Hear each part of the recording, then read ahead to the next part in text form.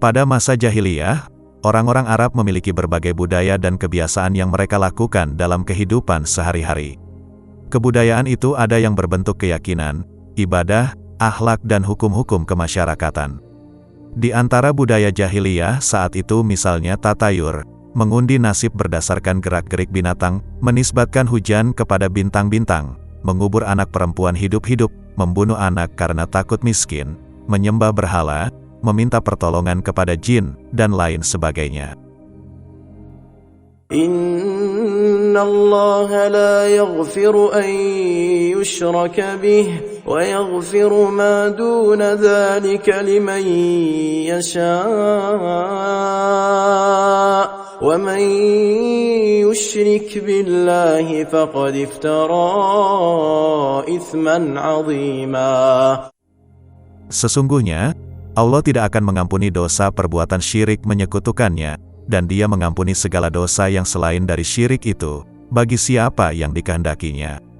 Barang siapa yang mempersekutukan Allah, maka sungguh ia telah berbuat dosa yang sangat besar. Quran Surat An-Nisa ayat 48. Allah Subhanahu wa Ta'ala menunjuk Nabi Muhammad SAW sebagai Rasul-Nya untuk mentauhidkan Allah dan menghapus kemudorotan di atas muka bumi.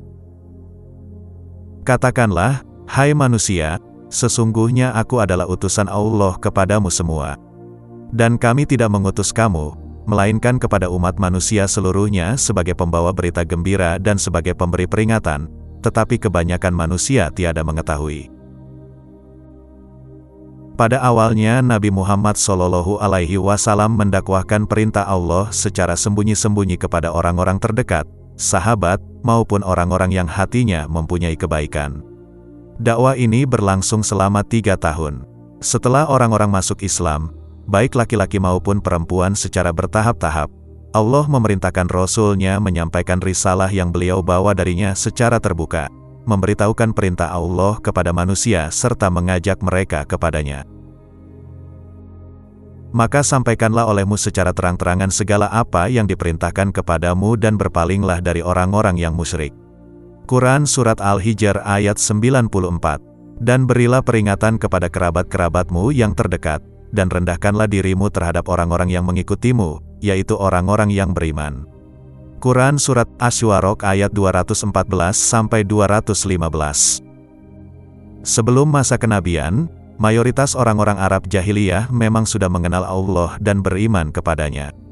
Dan sesungguhnya jika kamu tanyakan kepada mereka, siapakah yang menjadikan langit dan bumi dan menundukkan matahari dan bulan? Tentu mereka akan menjawab, Allah. Akan tetapi mereka campuri keimanan itu dengan kesyirikan. Mereka menyembah Allah dan juga menyembah berhala, mengagungkan orang soleh, membuatkannya patung. Lambat laun mereka menjadikannya sarana untuk mendekatkan diri kepada Allah, meminta kebaikan dan pertolongan, bahkan menyembah patung tersebut. Diriwayatkan oleh Jawaibir yang bersumber dari Ibnu Abbas, bahwa ada 3 suku bangsawan, Amir, Kinanah, dan Bani Salamah yang menyembah berhala. Mereka menganggap bahwa malaikat itu putri-putri Allah, serta penyembahan terhadap berhala-berhala itu hanyalah untuk mendekatkan diri kepada Allah. Allah Subhanahu wa Ta'ala berfirman, وَلَقَدْ أُوحِيَ إِلَيْكَ وَإِلَى الَّذِينَ مِنْ قَبْلِكَ لَئِنْ أَشْرَكْتَ لَيَحْبَطَنَّ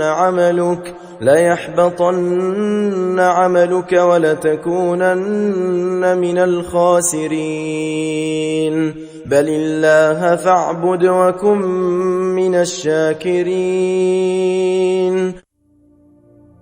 Dan sungguh, telah diwahyukan kepadamu dan kepada nabi-nabi yang sebelummu, sungguh, jika engkau mempersekutukan Allah, niscaya akan hapuslah amalmu dan tentulah engkau termasuk orang yang rugi. Karena itu, hendaklah Allah saja yang engkau sembah dan hendaklah engkau termasuk orang yang bersyukur. Quran Surat Az-Zumar ayat 65-66. Orang-orang jahiliyah berinteraksi dengan jin, seperti memohon perlindungan kepada mereka, mempersembahkan ibadah dan penghambaan diri kepada para jin tersebut, seperti menyembelih hewan kurban sebagai tumbal, bernazar, meminta pertolongan dan lain-lain. ويوم يحشرهم جميعا يا معشر الجن قد استكثرتم من الإنس وقال أولياؤهم من الإنس ربنا استمتع بعضنا ببعض وبلغنا أجلنا الذي أجلت لنا قال النار مثواكم خالدين فيها إلا ما شاء الله إن ربك حكيم عليم.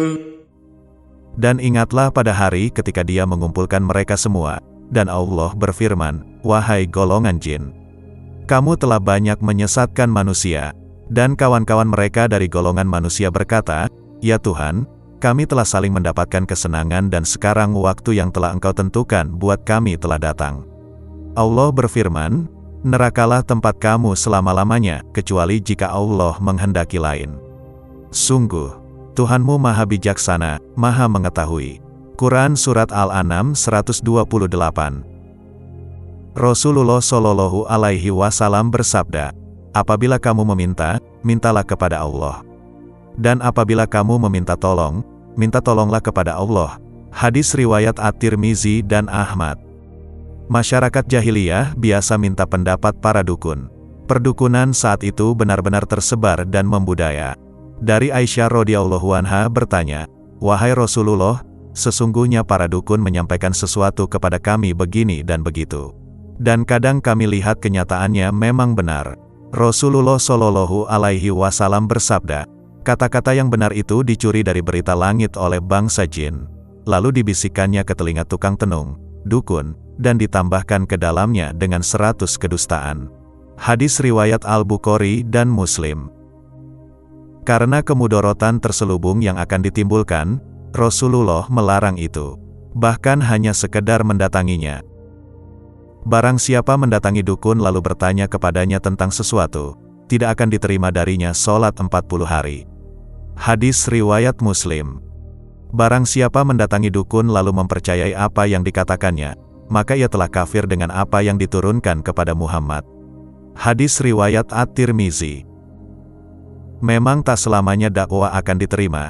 Ketika Nabi Shallallahu Alaihi Wasallam menyampaikan untuk tidak menyembah berhala atau menyekutukan Allah, karena sejatinya Allah lah yang memberi rezeki, memberi kebaikan-kebaikan untuk manusia, dan sebagainya.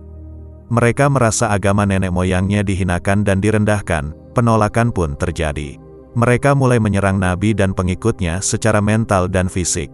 Rasulullah tak gentar dan terus mendakwahkan Islam. Tentu saja di segala macam prosesnya, banyak sekali hambatan. Hingga Allah Subhanahu wa Ta'ala muliakan agama Islam melalui dakwah maupun peperangan. Semakin banyak masyarakat memeluk agama Islam dan berhala-berhala dihancurkan. وَقُلْ جَاءَ الْحَقُّ وَزَهَقَ الْبَاطِلُ إِنَّ الْبَاطِلَ كَانَ زَهُوقًا. Dan katakanlah, yang benar telah datang dan yang batil telah lenyap. Sesungguhnya yang batil itu adalah sesuatu yang pasti lenyap. Quran Surat Al-Isra ayat 81. Menghapus kesyirikan yang utama adalah melalui dakwah yang penuh hikmah, bukan melalui penghancuran yang semena-mena. Jikalau diperangi haruslah melalui pemerintah yang sah dan pertimbangan yang matang.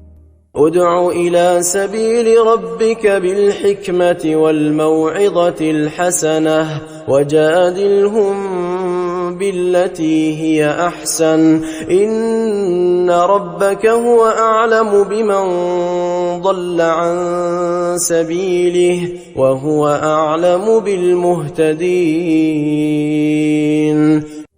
Serulah manusia kepada jalan Tuhanmu dengan hikmah dan pelajaran yang baik dan bantahlah mereka dengan cara yang baik. Sesungguhnya Tuhanmu, Dialah yang lebih mengetahui siapa yang sesat dari jalannya dan Dialah yang lebih mengetahui siapa yang mendapat petunjuk. Quran Surat An-Nahl ayat 125.